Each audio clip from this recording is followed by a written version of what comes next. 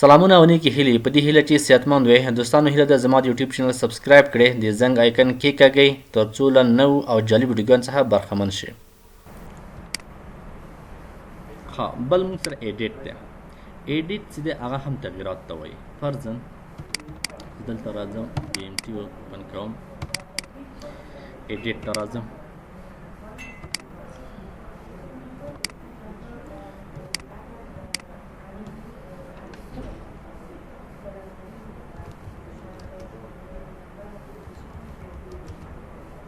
فرضاً په دې لیکلو کې ما دلته ولیکل چې کابل کارتینو. صحیح، دغه لیکل مخکې شوي ما پکې د اضافه کول. که چیرې انډو کلیک هم اتومات هغه کارتینو نه استفاده کابل مو مخکې لیکل کارتینو مې ورسره اضافه کړو. نو انډو نه مطلب دا چې بیرته کنټرول زیډ شارټ کټ دی چې په کوم شي باندې پښیمانه شي چې باید دا ومې لیکل خو زه بیرته وایم چې پاک شي انډو کلیک یا شارټ کټ کنټرول زیډ پریس کړه په کیبورډ کې. کټ وظیفه دا ده چې ګوره کله یو ځای نه ته لیکل راواخلې، ګوره دا کابل ما لیکلی، زه دا کټ کوم، کټ یعنې دې ځای نه کټ کېږي بل ځای ته وړلی شو. کټ کنټرول ایکس شارټ کټ دی، کله چې کلیک کړم د لیکل دې ځای نه کټ شو. خو زه ورته وایم چې دا کوم ځای کې دي وي ما ته دې ساحه کې وي دلته. نو راځم دې ساحې ته راځم او دلته چې شی ورته وهم پیسټ وهم. کله چې پیسټ ووهلو لیکل دلته راغلل، دې ځای نه کټ شول. ګوره ډاکټر صاحبانو دلته وو خو دې ځای نه مکمل کټ شول او دلته راغلل. دا د کټ وظیفه ده، یعنې یو ځای نه لیکل کټ کولی شو بل ځای ته وړلی شو. بل آپشن موږ سره کاپي دی. کاپي او کټ ترمنځ فرق څه شی ده؟ زه راځم بیرته دغه لیکل، ګوره دلته کابل لیکلی دی، مخکې ما کټ کړو، زه غواړم چې دا کاپي کړم. کاپي وظیفه دا ده چې دا لیکل د دې ځای نه کاپي کوي، اوریجنل چې کوم کابل لیکل شوی دی هغه هم په همدې ځای پاتې کېږي او کله چې کاپي کړم نو کاپي بل ځای کې هم اخیستی شم، یعنې دا هم نه کټ کېږي. کاپي مې واخیسته، صحیح دی. ګوره دلته هم کابل لیکل شوی دی، زه غواړم دې ځای کې هم وي.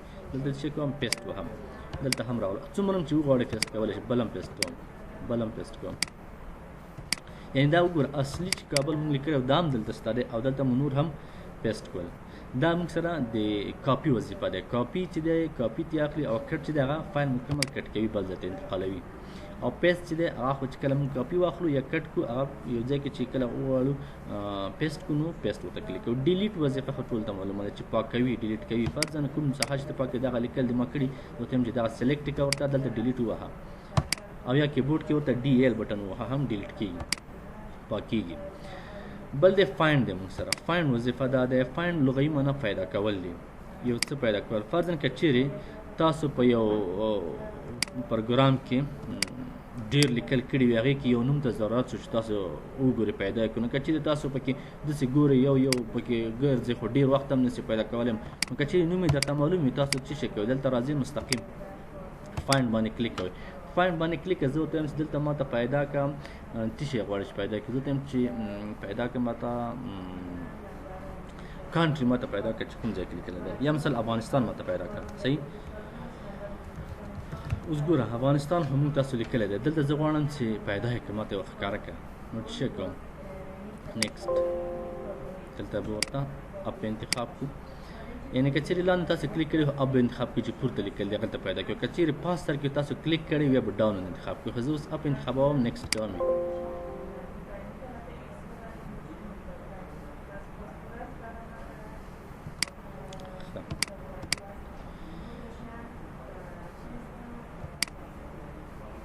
دلته مو افغانستان سپیلنګ کې لږه غلطي کړې، افغانستان.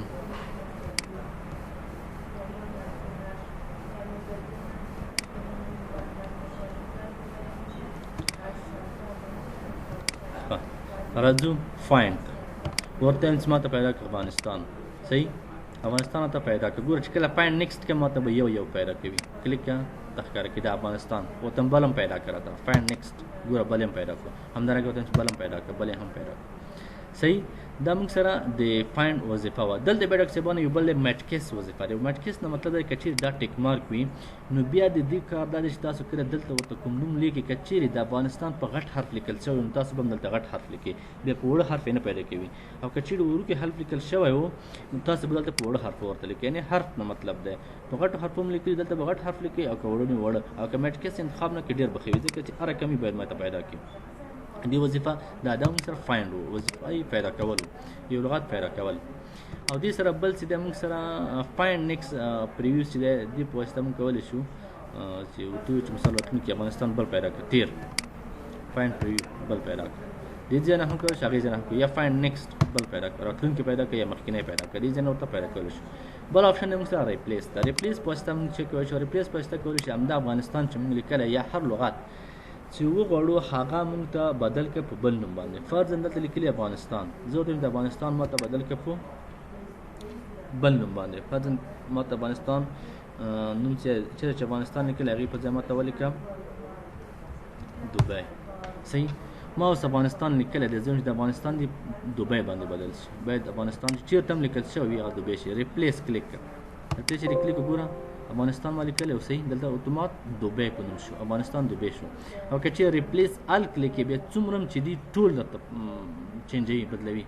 ریپلیس ال کلیک کړه ګوره دلته هم دوبۍ از اور کنټري شو، دلته هم دوبۍ شو، دلته هم دوبۍ شو. صحیح شو، دا هم دوبۍ شو، دا هم دوبۍ شو، دا هم ال سره. او نیکسټ دی هماغه مخکینی موضوع دی چې دا موږ تاسو وویل.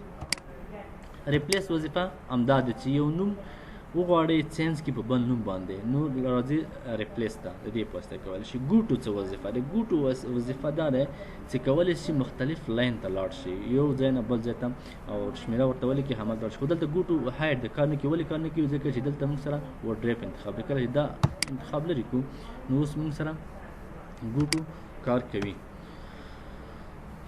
زه راځم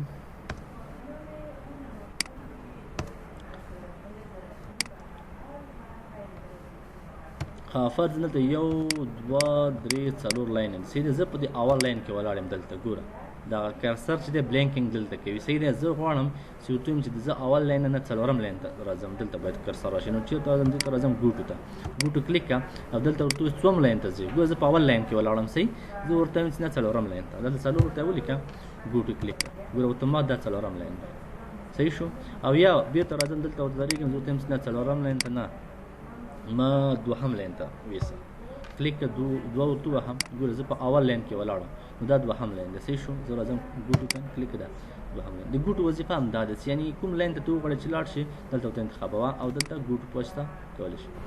سلیکټ آل یا کنټرول ا شارټکټ دی. کنټرول ا د سلیکټ آل په واسطه کولی شي دغه ټول لیکل مونږ انتخاب کړو، سلیکټ یې کړو. کلیک ورباندې وکړه، ټول لیکل انتخابېږي. او بل چې دی موږ سره ډیټ ان ټایم. ډیټ ان ټایم موجوده وخت درته چې کوم ځای کې ضرورت، مثال زه دې ځای کې ماته موجوده د کمپیوټر کې چې کوم ډیټ ان ټایم دی همدا راته انزټ کړه، راته واچوه. دلته کلیک کړه، ډیټ ان ټایم کلیک کړه، موجوده وخت یې وایي دومره بجې دي او دا تاریخ دی نه. صحیح، دا موږ سره ډیټ ان ټایم له دې ځای څخه F5 یې شارټکټ دی، کولی شي F5 پریس کې هم کولی شي.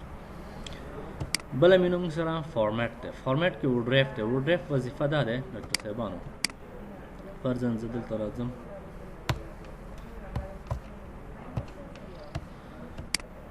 دلته ګوره زه لیکل کوم، څومره هم چې لیکل کوم دغه لیکل همداسې ځي. فکر مو دی لاندې دوهمې صفحې ته دوهم ورته نه ښکته کېږي، دوهم لاین ته نه ښکته کېږي، همداسې مستقیم ځي. نو څومره هم لیکل کوي، زه وایم چې نه داسې نه وي، باید ټول لیکل د صفحې دوهم لاین ته هم راشي. نو دغسې به کلیک کله چې ورډریف انتخاب کړي. ګوره زه چې اوس کله لیکل کوم مخکې خو همداسې مستقیم تلل، اوس چې کله دې ته ورسېږي اتومات دویم لاین ته راښکته کېږي. دا لیکل مې وکړل بېرته بل لاین ته راښکته کېږي. او که چیرې ورډریف انتخاب بیا به څه کوي، لیکل به ټول په یو لاین کې مستقیم په همدې یو لاین کې به همدغسې مخکې ځي معلوم به نه شي تر کومه حده ځي. او که تاسو دا انتخاب کړئ بیا دلته هر یو خپله سر ته چې ورسېږي دویم لاین ته ځي.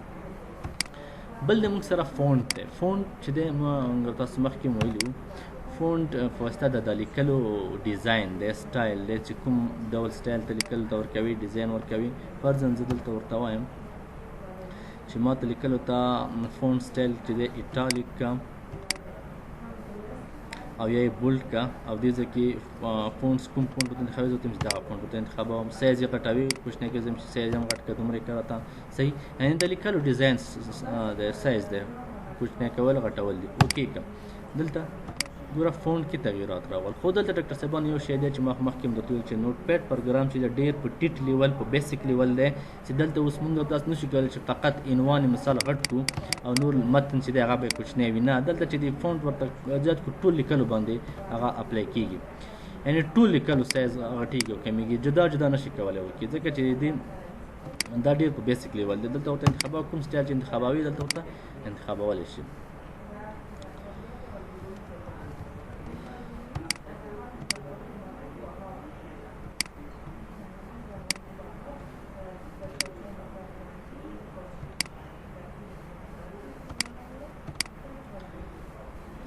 دا موږ سره فونټ بل دی ویو خپله ښودلو ته وایي لیدل. وی په واسطه کولی شو چې دغه کوم لیکل چې موږ کړي دي که چیرې چا سترګې ضعیفه وي لیکل وړه ورته ښکاري سم نه ښکاري ورته کولی شي زوم په واسطه لیکل نزدیکي او یا لرې کړي. د دې ځای نه څخه هم کولی شي. خو یو شی دی چې دا بیا سایز د لیکلو کې فرق نه راځي خو دا صرف زومینګ نه مطلب دا دی چې لیکل ته نزدیکوي او لرې کوي. دې وظیفه د سټارټس بار چې دې سټارټس بار وایي مخکې په شروع کې موږ دې صحیح ته سټارټس بار وایي چې د څومره څو لاینه موږ لیکل دي څو کلمه دي صحیح دا معلومات چې موږ دلته شو کوي ښکاره کوي آیا دا دې ښکاره شي دلته او که دې نه ښکاره کوي. که وغواړې چې وي دې خوا کوي چې نه دي وي د ټیک مارک لرې کړه سټارټس بار ټیک مارک چې کله لرې کړم دا لرې کېږي. ګوره نشته هغه معلومات چې موږ دلته ښکاره کول هغه د دې ځای څخه پاک شول. یا ورته هم چې ښکاري دی کلیک یې کړه سټارټس بار بیا ورته ښکاره کوي. بل دی موږ سره هیلپ په واسطه موږ کولی شو چې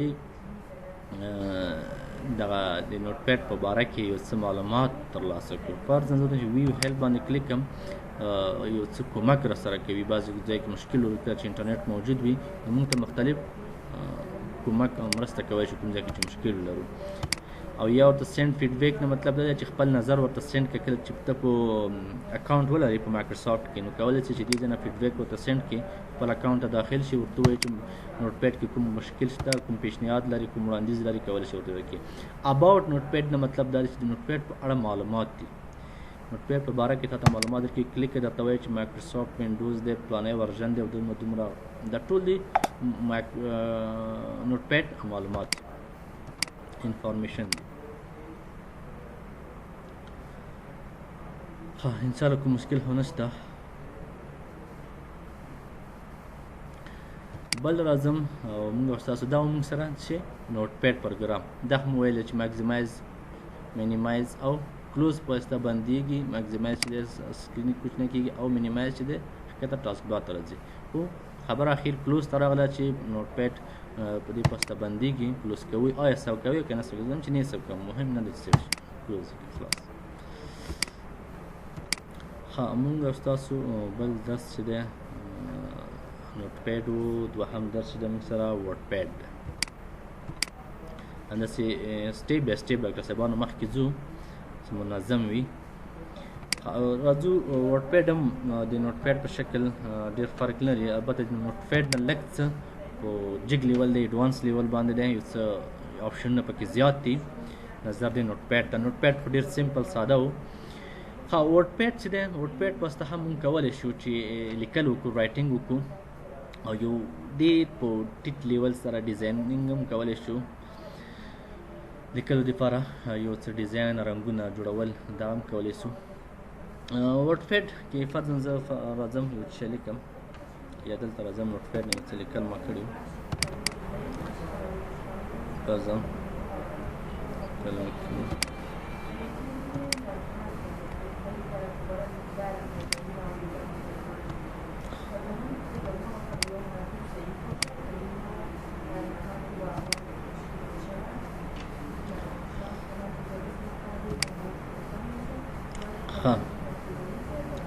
نوټ پیډ ورډ پیډ په واسطه موږ کولی شو لومړی فایل مینو دی ډاکټر صاحبانو مخکې هم درته ویلي وو دومره فرق پکې زیات نشته.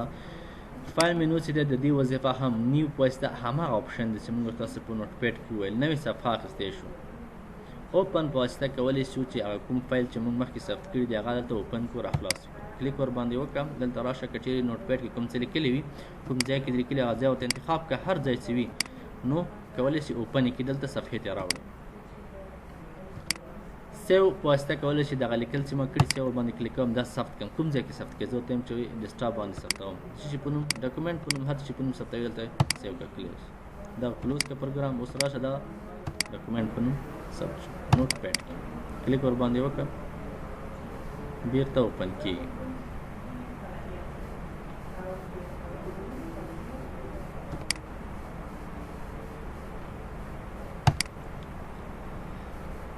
ها ډاکومنټ مو کړی و ډاکومنټ کې کلیک کوم چې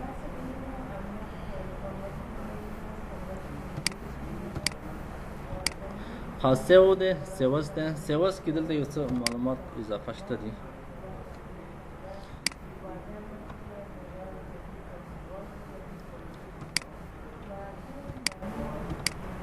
سیو خو سفتوالو سیوس دلته یو فرق دا لري چې دلته څو قسمه دي موږ تاسو وویل کنه چې سیوس په واسطه کولی شي یو فایل په مختلف نومونو او مختلفو ځایونو کې ثبت کړو صحیح هماغه فایل چې کوم مخکې لیکلی دی ایډیټینګ تغییرات مو چې کله پکې وکړل کولی شو په نورو نومونو باندې او نورو ځایونو کې ثبت کړو ولې دلته یو څه اپشن نور هم پکې شته دي دلته وایي چې کوم فارمټ کې ثبتوي فارمټونه مختلف دي ګوره اوس ریچ ټیکسټ ډاکومنټ په خپله د ورډ پیډ فارمټ دی یا اوفس ایکزیمل ډاکومنټ یا ایکزیمل جدا فارمټ هغې کې ثبتوي یا اوپن ډاکومنټ ټیکسټ دی نوټ پیډ په شکل پلین ټیکسټ دی مختلف فارمټونه دي نو ته کوم فارمټ کې ثبتول غواړې چې دغه لیکل ثبت کړې نو زه ورته وایم چې دا د مثلا د ورډ پیډ فارمټ صحیح ده دلته ورته فارمټونه انتخابولی شي کوم فارمټ چې ته غواړې که ادر کلیک کې نور فارمټونه پیدا کولی شي پرنټ په واسطه هماغه پرنټ سیټینګ دی کلیک ور باندې کوو چې یو څه پکې اضافه وي هغه هم وایو ګورئ دا موږ یو تاسو په نوټ پیډ کې هم ویل چې پرنټر به دلته ورته انتخاب کړو صحیح شو دا موضوع ته موږ تاسو ویلي او دلته چې یو شی چې نوی دی هغه څه شی دی هغه موږ سره دلته د بعضو صفحو مخکې کار نه کوو هاید ښکاره کول غواړو چې دې باندې کار وکړو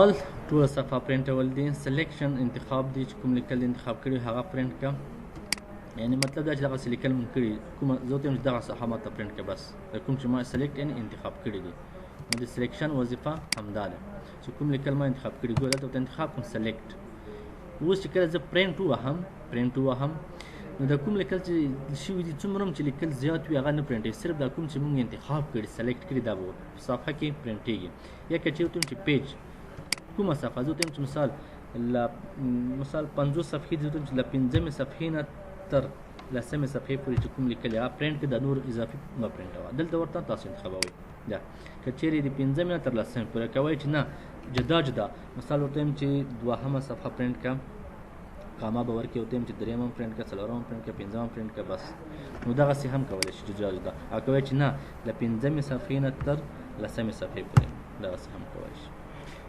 کرنٹ پین شو موجوده پیج ده نمبر اف کاپی مطلب دا کاپی ورنه واخله دې لیکل نه څومره هم کاپي واخلې دې ځای نه ورته انتخابولی شي هر څو کاپي وي ته ورته ویلی شي د کاپي کالټ نه مطلب دا چې منظم او غیر منظم چې دا په راتلونکي درس کې مونږ او تاسو په ورډ کې هم وایو منظم دې پرنټ شي او که غیر منظم دې پرنټ شي او دلته کویک پرنټ دی پرنټ پریویو دی پرنټ خو هماغه پرنټ دی کویک پرنټ مطلب دا دی چې د زیات سیټینګ ته ضرورت نشته مستقیم په تیزوالي سره په سرعت سره مثال ستا کار دی بیړه دی زر یې پرنټ کړي کویک پرنټ ور مستقیم پرنټ ورکوي تا د سیټینګ ته ضرورت نه ده پرېږدي او پرنټ پریویو په واسطه کولی شي مخکې د پرنټ نه یو ځل وګورې زه غواړم چې دغه زما فایل زما ډاکومنټ مخکې د دې نه چې پرنټ شي زه یو ځل ګورم چې یاره دې کې کوم شکل پرنټېږي هغه پرنټول نه مخکې درته حالت ښیي چې ستا صفحه په دې شکل پرنټېږي نو دلته ته ورته سیټینګ هم کولی شي مثال او تغییرات پکې راولي سایز یې کموي زیاتوي یا مثال پیج سیټ اپ دې ځای نه هم ورته کولی شي کوم خوښ دې نه شو ورته کمې کړه زیاتې کړه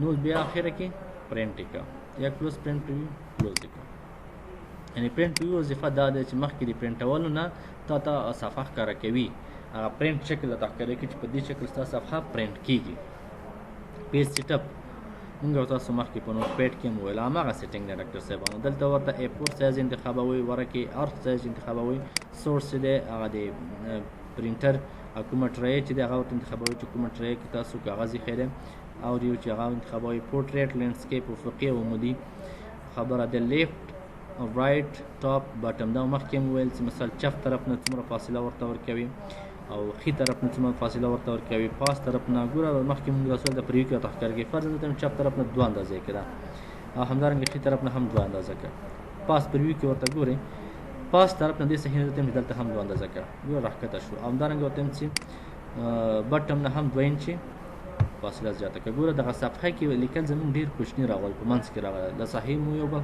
خواته ورته څه کوي فاصله زیاته کوي.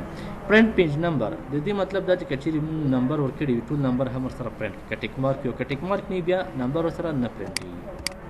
پیج نمبرز خو فعلا ورته وایي چې موږ سره پرنټر نشته. سینډ ان ایمیل د دې وظیفه دا ده که چیرې تاسو ایمیل ادرس ولرئ کولی شئ چې کوم ډاکومنټ کوم څه مو لیکلي وي په ایمیل کې هم ولګئ. سینډ یې کړئ. سینډ استول ته وایي. اباوټ ورډ پیډ په واسطه دلته هم همالته نوټ پیډ دلته ورډ پیډ په واسطه معلومات دي. درته وایي چې مثال مایکروسافټ وینډوز دی ورډ پیډ پروګرام باره کې یو څه معلومات دي. یوزر یې څوک دی سپین غر دی. صحیح دومره مهم شی نه دی. ایگزیټ په واسطه کلوز کېږي پروګرام بندېږي. آیا ثبتوي او که نه ثبتوي زه وایم چې نه فعلا هېڅ مه کلوز کوه کار لرو. بل راځو پیسټ ته. پیسټ کې وظیفه چې دی پیسټ خو موږ تاسو مخکې هم ویل که نه ډاکټر صاحبان ګوره دغلته لیکل دي دغه لیکل ما ټول انتخاب کړل. صحیح دی. لومړی کټ وظیفه خو درته معلومه ده چې کټ په واسطه کولی شم دغه لیکل دې ځای نه مې کټ کړل ورته وایم چې دلته یې کټ کړه او دې ځای کې لاندې صحیح کې دلته یې پیسټ کړه. پیسټ کلیک کړه دلته راځي. او که ووایم چې نه هغلته دې مې دلته دې مې بیا به چې کو لیکل انتخاب کړه کاپي کړه. کاپي ورنه واخله اوس راشه دلته ښکته ورته دلته هم راته همدا لیکل دي وي کاپي. اوریجنل هم شته دي او کاپي هم شته او کولی شي څومره هم چې وغواړې کاپي ورنه واخلو د لیکلو څخه. د کاپي او پیسټ وظیفه دا دی. خو دلته یو شی ډاکټر صاحبان پکې اضافه ده چې هغه هم ډېر زیات مهم دی.